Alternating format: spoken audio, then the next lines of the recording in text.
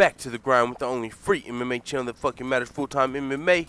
My boy Killer Shamo said, Justin Gaethje versus the world. And you know what, I'm feeling like this is the perfect time for it. So let's get into it. It'll probably be quick because his history isn't full of UFC veterans or legends or anything like that. And he's undefeated, so we don't have to discuss any losses. So let's get to it. Justin Gaethje versus the world. First, we're going to get into his history. Then we're going to get into how I think he would do 1 through 15 in the UFC lightweight rankings. Let's get it. Woo! I'm still excited about that fucking Michael Johnson win.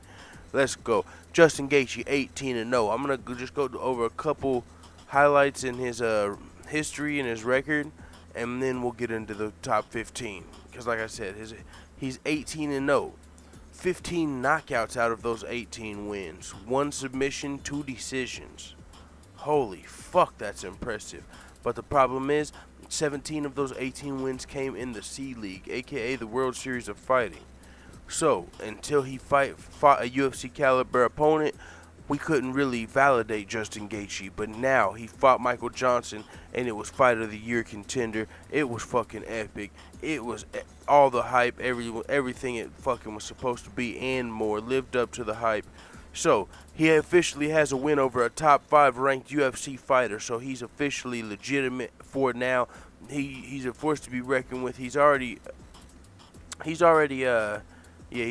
put himself on the map for sure. In his UFC debut, he's already most likely going to move up to number 5 in the rankings because he just beat number 5. So he should take his spot, maybe number 6, who knows. So let's get to it. Justin the Highlight Gaethje, 18-0. He has a win over Dan Lozon. I'm not sure if he's related to Joe Lozon, but I would assume so. And this came in 2013. That put him up to, I believe, like 11-0 or 12-0.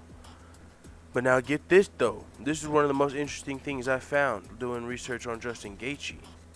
One of his 2 fights later after Dan Lozon, he fought a guy by the name of, what's his last name? Something Newell. 1 second. His name is Nick Newell. And if you go look up Nick Newell, he's only got 1 loss. Nick Newell was undefeated when he fought Justin Gaethje. And after that, he's still undefeated since then. Nick Newell, the thing about Nick Newell, he's 13-1. He only has 1 fucking arm. He is a professional fighter with 1 arm. Do you know why that threw me off? Because before the Michael Johnson fight, I looked up Justin Gaethje's highlights. And I had to keep hitting replay. Like, did he just knock out a guy with 1 arm? Replay. Then I had to go Google it. Justin Gaethje, 1-armed fighter, like knocks out 1-armed fighter, and it was a it was like the lightweight title fight in World Series of Fighting. So that's when I was like, oh crap, did I pick the wrong guy? Michael, who has he been over there fighting? But then I looked up Nick Newell, and he only has 1 loss. So that's just some interesting fucking thing I ran into while doing some knowledge on Justin Gaethje. Now, since then, he's moved on to be undefeated, beat about 6 or 7 more guys in the World Series of Fighting before finally being signed to the UFC, where he just had Fight of the Year, most likely. It's going to be hard to top this fight versus Michael Johnson. Epic fight. Justin Gaethje came out here, lived up to the hype. Now let's get into the UFC top 15 and how I think Justin Gaethje would stack up to them. Conor McGregor, the champion. I think Conor McGregor would put Justin Gaethje away because Justin Gaethje he shows a tendency of getting tagged. Well, this is the thing about Justin Gaethje. He covers up. He's got good defense against hooks and straight and jabs and such, but uppercuts just seem like they would be really good against the type of defense he was using against Michael Johnson. And Conor McGregor's got the movement and the precision, the way he throws his strikes. I think he'd land a clean uppercut and probably take Justin Gaethje off of his feet. But it would still be an entertaining fight, 100%. Justin Gaethje's got a chance of clipping Conor, but I do think Conor would be able to just land a nice uppercut through the guard of Justin Gaethje. And so that's what I think would happen versus Conor. Let's get into number 1, Khabib Nurmagomedov. See, now we still haven't seen Justin Gaethje's grappling tested since he's only fought Michael Johnson in the UFC. So we haven't seen it tested against a grappler as high of a level as Khabib. We did see Justin Gaethje start to wear down and start to tire out in the second round. So, I mean, they were taking a lot out of each other. That's his style of fighting. So, Khabib might be able to just grind him down and tire him out and take the steam away from Justin Gaethje. And so, I would edge that fight to Khabib. I would give Khabib the fight, but I would love to see Justin Gaethje literally versus anybody in the top 15 at this point. And if he lost, I would still like to see his next fight. So even though I'm picking him to lose, it's not even a big deal because it would be fine. He's still gonna be one of my favorite fighters at this point. So I would pick Khabib to win that fight. Rank number 3. 1 second.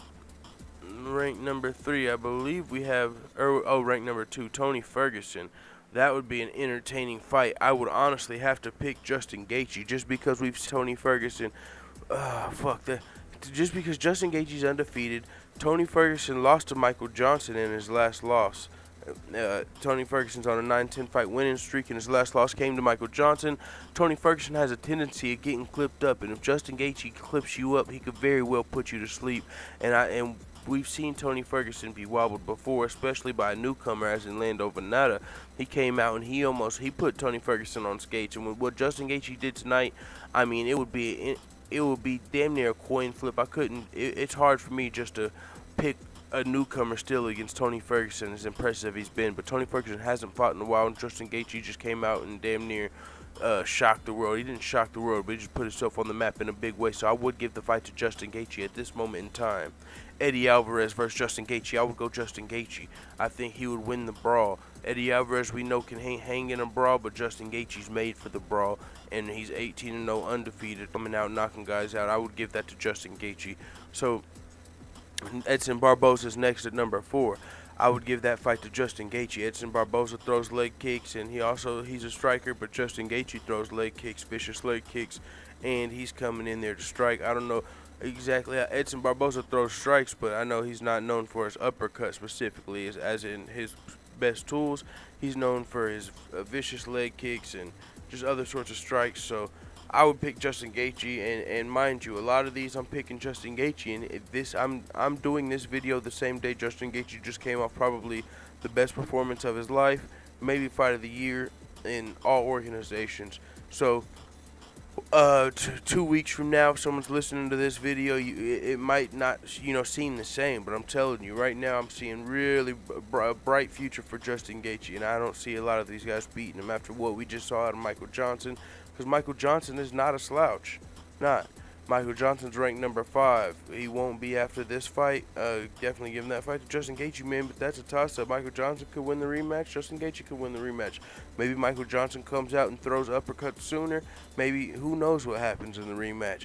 It was a close fight. Michael Johnson almost won this fight. Justin Gaethje almost won the fight. I mean, he did win the fight, but before Michael Johnson had his moment, Justin Gaethje was looking good.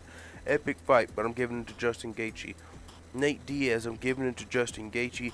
I don't think Nate Diaz has much reach on Justin Gaethje. I think Justin Gaethje would be able to just throw heavier shots versus Nate Diaz. I mean, Nate Diaz might be able, I don't know, it would be tough. Actually, I'm taking that back. I'm picking Nate Diaz just because I think Nate Diaz would be able to put together a game plan and outlast Justin Gaethje. Just Nate Diaz has a great cardio. Justin Gaethje, we've seen, doesn't have the greatest cardio. So I do think Nate Diaz would actually be able to beat Justin Gaethje using his cardio, maybe even his jiu-jitsu, maybe score a submission on Justin Gaethje. And he's also got good defensive boxing for Justin Gaethje's, pushing forward style. So actually, yeah, Nate Diaz. I would give Nate Diaz the fight over Justin Gaethje. Kevin Lee, I would give Kevin Lee the fight over Justin Gaethje. I picked against Kevin Lee versus Michael Chiesa, and he came out there and he looked amazing. Kevin Lee's also one of my favorite fighters, so that would be an entertaining, epic fight. I would love to see 2 of my favorite fighters going at it. Kevin Lee versus Justin Gaethje. I'm giving the edge to Kevin Lee, man. He's really good everywhere, and I liked what he said after the fight, too. He said being mentally tough isn't enough in the UFC. I'll break you down physically. Ooh, cold. I would give the fight to Kevin Lee. Dustin Poirier, that would be an entertaining, epic fight, but I'm giving that one to, that's a toss-up. That's what that is. That's exactly a toss-up. I think Dustin Poirier might be able to ice Justin Gaethje with a nice uppercut, but at the same time, Justin Gaethje could land a big shot. He's going to be coming forward. He's going to be pressing the action. He could always land the shot. So that would be a toss-up, but I'm going to give it to Justin Gaethje just off the fact of what he did tonight. Michael Chiesa, Al Iaquinta, Beneil Dariush. I'll pick him versus Al Iaquinta for sure. Not too much analysis there. It's just he's ranked number 10, and you know he's a good fighter and all, but inactive. So I'm just gotta go with the hot hand, Justin Gaethje.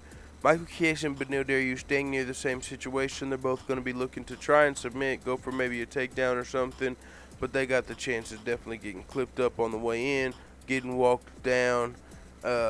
We still need to see Justin Gaethje's grappling tested before I get too in depth on how he would do against these grapplers.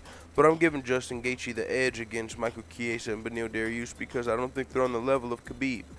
So, Evan Dunham, Gilbert Melendez, Francisco Trinaldo, and James Vick. I'm giving the edge to Justin Gaethje versus all of these guys, all 11 through 15.